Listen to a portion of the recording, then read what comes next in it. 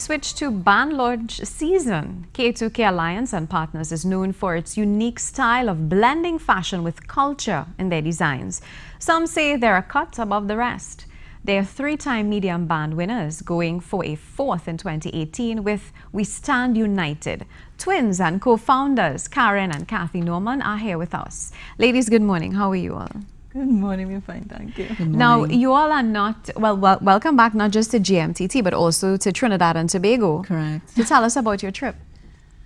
Well, Katz and I, we both reside abroad. We live and work abroad. And every year we return home for the carnival season, for the band launch season. So for us, it's always an exciting and beautiful time to be home. Yeah, well, tell us about some preparations for this year's event. Well, I don't think the preparations are any different from any other year. For us, generally, it's very hectic, and I think the beauty of K2K Alliance and Partners, I think most of the people who are affiliated with the band know by now, is that with regards to the themes that we portray every year, it's kind of done at the 5-year trajectory. So, bearing that in mind, and, seeing that carnival is not the only profession that we do, it tends to give us some leeway in terms of the preparation, I guess, for the band launching season and for the preparation I guess specifically this year for 2018.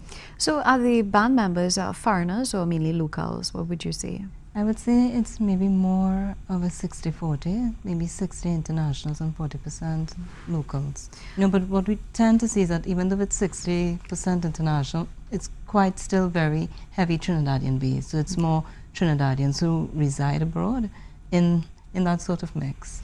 Tell us a little bit about the costumes and where they made. In terms of the costuming, I want to say that the majority of the garments are actually made abroad, whereby you find that, so let me just take a step back. In terms of K2K Alliance and Partners, we look at the look, the fashion, the mass, right? In terms of conceptualizing the band and conceptualizing what we portray every year, what you tend to see is that the fashion element is actually produced abroad, whereas what we deemed as the mass is actually very much localized in Trinidad and Tobago, and I think that's the beauty of the brand. In terms of the garments, what you see with K2K Alliance and Partners, and I think what we excel at is the high quality of our garments, right? And in terms of the mass, I think there is nowhere else in the world that can actually produce costuming and the mama, this is me, outside of Trinidad and Tobago. Now, you spoke about high-quality garments. I would think that would also be reflected in the price. Given the economic situation, what have you put in place for persons who may not really be interested in playing mass this year next year because of the economic situation? I mean, what we tend to do year in, year out, the pricing, it really does go towards your pocket. So the pricing of the costumes, it ranges from maybe like $4,500 up to the high end. You know what I mean? So what we try to do is really give individuals different pockets whereby we think it would really suit your needs so that you can really still enjoy the experience without having to spend too much money. Okay. Tell us about what makes your band so unique? What keeps your patrons coming back, masqueraders coming back to you? What do you think the secret is behind your success?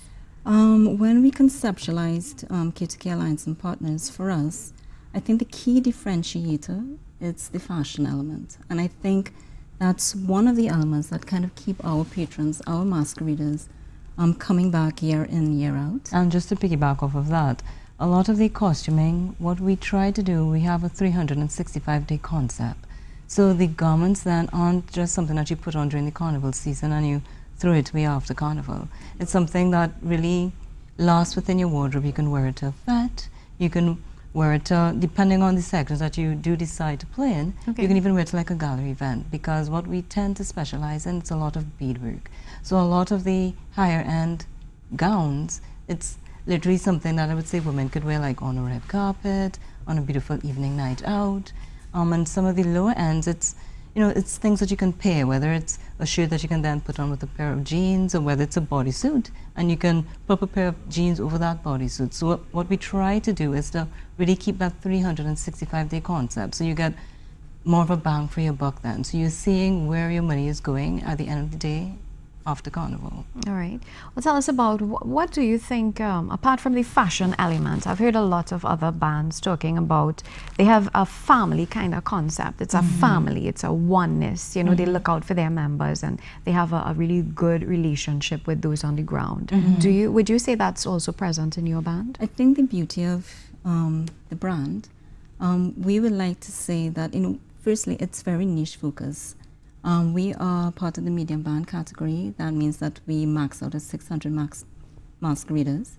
With that being said, the experience is very intimate, right? So beyond being more family-oriented, I think the beauty of being in the medium band category is that it allows you then to kind of know your masqueraders and to kind of keep that more intimate family setting, I guess, on the road during the carnival season. And even during the course of the year, because to me, every time I think what kind of gets me excited, every year when we see masqueraders come back, it's more of, oh my gosh, I haven't seen you since last year. You know, and it's not just that they're telling Cats and I that I haven't seen you since last year. They are literally reconnecting and reuniting with masqueraders. And you literally see it on the road. So it's not just family within family. It's really and truly that the masqueraders in and of itself, it's literally like a huge family on the road. It's really a beautiful thing to see, a very, very different experience. Tell us about this year's theme. This year we are playing We Stand United, and the interesting thing about the theme this year is that initially it was really carved out for 2020. And just given, I would just say, global topics, what we chose to do is literally bring that theme forward. And We Stand United really speaks to the unification, the unity of nations.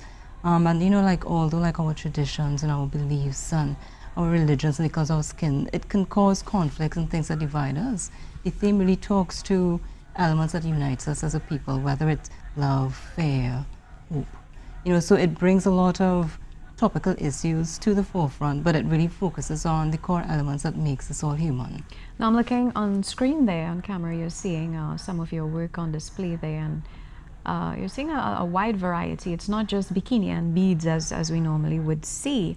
A lot of people would have commented in the past, or even presently, they say that we've moved away from traditional masks to what is now bikini and beads, and it's no longer conservative. It's no longer about telling the story of Trinidad and Tobago anymore. How do you respond to that? It's a very interesting question. I think with regards to the BBF bikini and beads, a lot of people would say that carnival holistically, it's a reflection of society, and I think what carnival really is an evolution.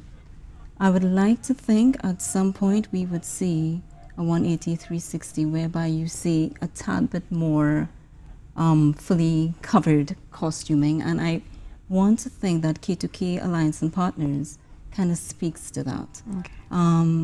You know, when we started off, as we showed on the screen earlier, we did do a lot more two-piece items, and I think with regards to K2K Alliance and Partners, the brand has actually, if I want to say, expanded its repertoire. We have actually grown beyond what we actually started with.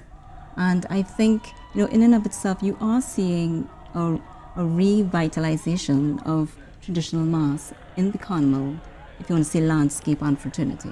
So I know we are one of probably a handful of bands that have kind of gone beyond the bikini and beads, and I think and I hope that you will kind of see that trajectory going forward. What can we expect for this year? What's in store? Gosh, there's so much more detailing in terms of the beadwork when you really look at the gowns, and every year we really do try to build on our platform in terms of K2K Alliance and Partners. We have a philanthropic arm which is called the Color of Courage. Coming into 2018, we are actually collaborating with the school, and we're really trying to bring in international speakers to the school to talk to students. So that's just from our philanthropic platform. With respect to the carnival experience and the clothing, every year, as I said, we just try to really delve into more detailing.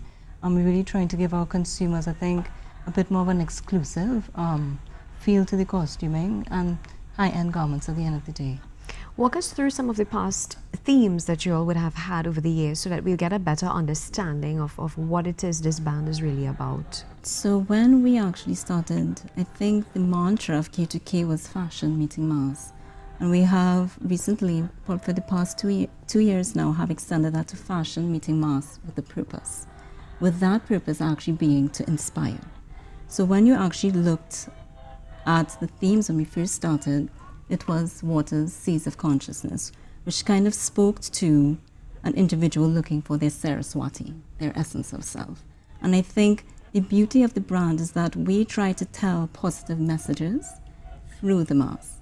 So like for instance, this year we are doing We Stand United, which kind of speaks to the social environment of the world globally and where we are as a world holistically and where we think, well, Kathy and Karen, think that the world should be heading. And when you look at the trajectory, I guess, of the themes, it kind of speaks to maybe one social commentary, but two, it also speaks to life in a more positive, more aspirational aspect.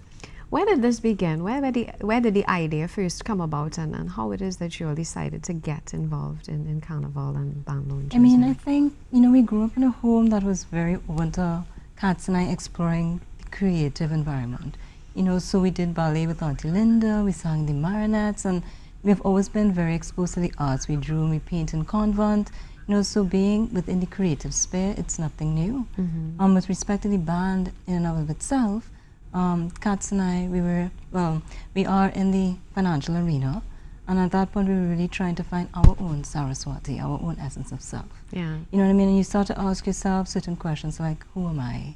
How do I fit in? And maybe it's when you reach a certain age, you no longer really think of, oh my gosh, the world is my oyster. You really tend to become more internalized. And, for us, that's where the band really started, us really trying to return to home. In our final 30 seconds, would you be able to tell us when, where's the event? So the event is happening this Saturday, September 2nd, at the Napa. What I would say is that patrons should expect a cinematic experience. So please come. The event starts at 7:30 and the presentation actually starts at 9 o'clock. Okay, great. Well, thank you so much for being part of our show and best of luck. Thank you. Well, we take a short break, return with more. Stay tuned.